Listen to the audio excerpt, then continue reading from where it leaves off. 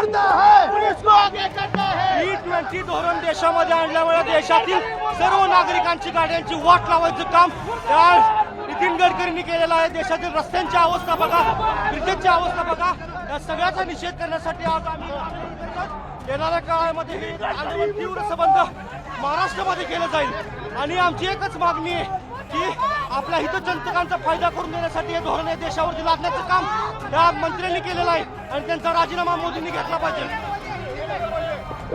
अपने हितचिंतक अपने रिश्तेदारों की फायदा, अपने हितचिंतक अपने रिश्तेदारों के फायदे के लिए E20 धोरण इस देश पे थोपा जा रहा है। इसका हम कड़ी निंदा करते हैं, हम इसका निषेध करते हैं और आने वाले समय में इस देश में जो रोड्स की बदतर हालत हुई है, E20 की वजह से गाड़ियों की बदतर हालत हुई है, उस सब का हम निषेध करते हैं और हम ये लड़ाई आखिर तक लड़ेंगे। जब तक नितिन गडकरी का इस्तीफा नहीं होता तब तक ये लड़ाई हम जारी रखेंगे।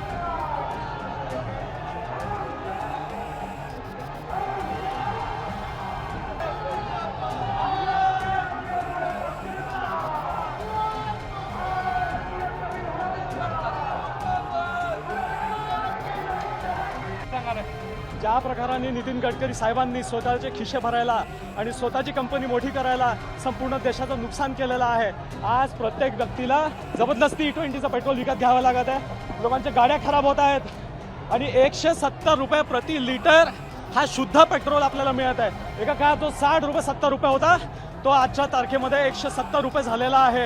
याच्या विरोधात आम्ही आवाज उचलायला आलो तर आता आम्हाला पोलीसच्या टक्क्यामध्ये भरून नेत आहेत। त्याच्या विरोधात आवाज उचलायला युवक काँग्रेस आक्रमक झालेली आहे आणि याच पद्धतीने आम्ही आंदोलन करत राहू। दिशाभूल केली जाते पेट्रोलच्या मुद्द्यावरून, दिशाभूल सरकार करत आहे लोकांना सांगत आहे की E20 जे आहे हे देश हितासाठी आहे। आम्ही त्याला सरकार आम्ही मानू शकतो की ठीक आहे E20ने आपला फायदा होणार, पण जनतेचं नुकसान करू नका। 15 रुपयामध्ये द्या आम्हाला पेट्रोल, जशी तुम्ही मागणी केली होती तसा करा, इतकीच आमची मागणी आहे बस।